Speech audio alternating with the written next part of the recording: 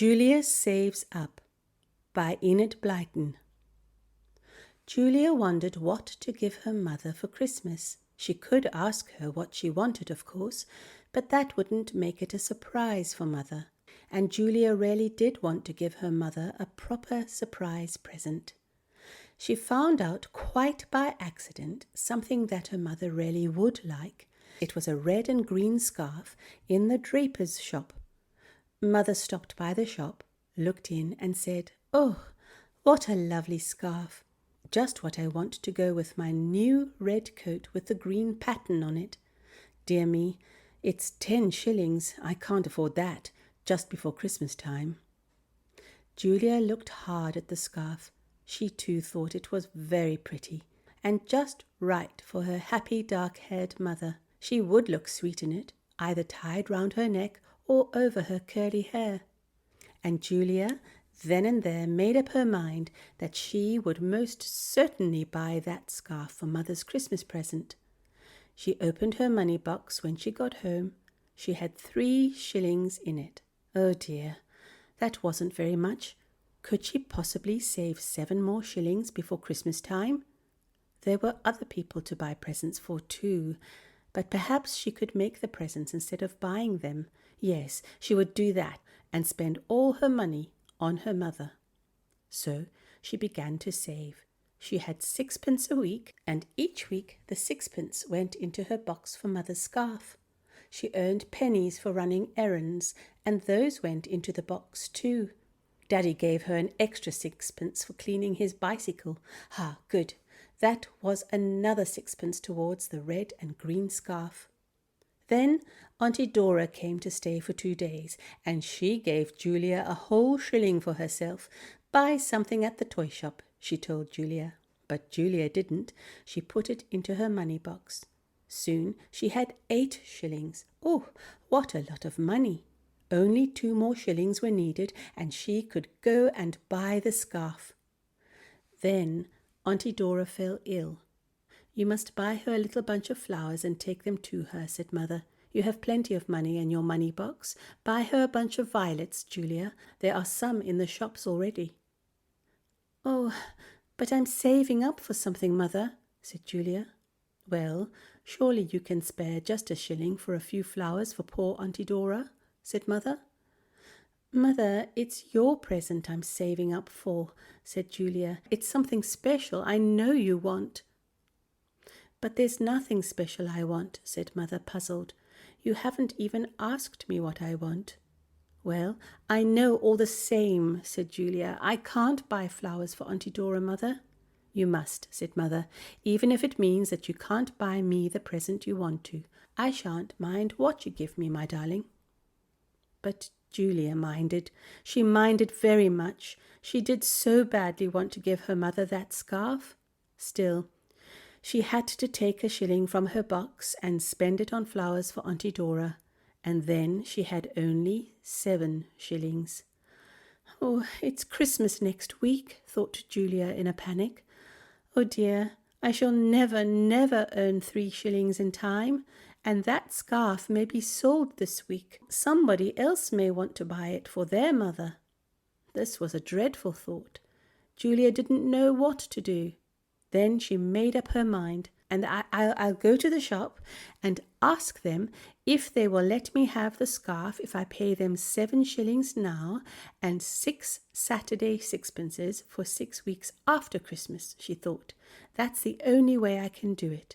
Mother would lend me the money, I know, but I simply can't borrow money from her to buy her a present." So Julia took her 7 shillings and went off to the shop. She went in and spoke to the shopwoman there. "Please, you have a pretty red and green scarf in the window, and it's 10 shillings. I've got 7, and if you'll let me have the scarf for my mother's Christmas present, I'll bring you my 6 pence each Saturday for 6 weeks. "Oh, the scarf is sold," said the shopwoman. "It was bought about 10 minutes ago, miss. What a pity.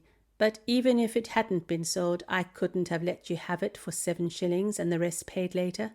We don't do that sort of thing here." Julia was very disappointed. Sold? The scarf she had saved up for and wanted so badly for Mother. It was really too bad. She felt the tears coming into her eyes and was ashamed to let the shopwoman see them, so she ran out of the shop into the street. It was a very windy day, and the wind blew Julia's tears away. The little girl went down the street and turned into the lane that went to her home. And will you believe it? There, lying in the muddy gutter, was the red and green scarf. Julia couldn't believe her eyes. How had it got there? It must have blown off the neck of the person who had bought it only a little while ago, and she hadn't noticed it. Julia picked up the scarf. It was muddy, but it could be washed. Suppose, yes, just suppose she took it home and washed it and ironed it and gave it to Mother. Nobody would ever know. She did so badly want Mother to have that pretty scarf. It's for Mother, not for myself, said Julia. It would be dishonest if I took it for myself, but surely it wouldn't be dishonest if I took it for Mother. She wouldn't know I'd found it, and I don't know who it belongs to. She set off home with the scarf, but she hadn't gone very far before she swung round and walked back down the lane again, her cheeks burning. It would be dishonest, I know it would. Mother would be dreadfully upset if she knew, and I can find out who it belongs to. I can ask at the shop. Oh, how could I ever have thought for a moment that I could pick it up and take it for Mother? I'm horrid, horrid, horrid. She went back to the shop. Oh, yes, said the woman. It was Mrs. Peters who bought it. She lives just down the lane, you know. She will be glad to have it. Julia hurried off to Mrs. Peters' house. She rang the bell. Mrs. Peters came to the door. Is this your scarf? Asked Julia, holding it out. I found it down the lane. Oh, yes, said Mrs. Peter, taking it. The wind must have blown it off my shoulders. I looked everywhere for it, but I couldn't see it. What a very nice, honest child you are to bring it back to me. Julia went red. She remembered how nearly she had taken the scarf home, not meaning to tell anyone she had found it. Then she remembered how badly she wanted to have it for her mother, and looked suddenly miserable. What's the matter, dear? Asked Mrs. Peters kindly. Are you upset about something? Come inside for a minute and have a biscuit. Julia felt herself pushed gently into a room where a big fire was burning. Now you tell me what's the matter, said Mrs. Peters, opening the biscuit tin. Nothing much, said Julia in rather an unsteady voice. It was only that I had been saving up to buy that scarf for my mother for Christmas, and I'd only got 7 shillings, and I went to ask the shopwoman if she would let me have it for that, and I would pay the rest afterwards, and she told me it had been sold. Oh, what a dreadful disappointment for you, said Mrs. Peters. And then you suddenly found it in the gutter. I expect you wished you could run off with it back home. Oh, I did, said Julia. I was horrid for a few minutes, and I'm so ashamed. I almost did take it back home, Mrs. Peters. Well, you needn't worry about that, said Mrs. Peters. We are all tempted at times, you know, to do horrid things, and we can't help that, but we can help saying no to that temptation, and that is what you did. It isn't the temptation that matters, it is the saying no, and you did say no. Yes, I did, but I'm most dreadfully disappointed about the scarf all the same, said Julia, feeling much better now. Well, I wonder if you'd like to have the scarf for half price, said Mrs. Peters. I thought it would go with my red and green dress, but it doesn't. I'd be glad to let you have it for 5 shillings if you'd like it. Oh, no. Why, you paid 10 shillings for it only this morning, cried Julia. I know, but since then I've worn it. It's been blown off my neck.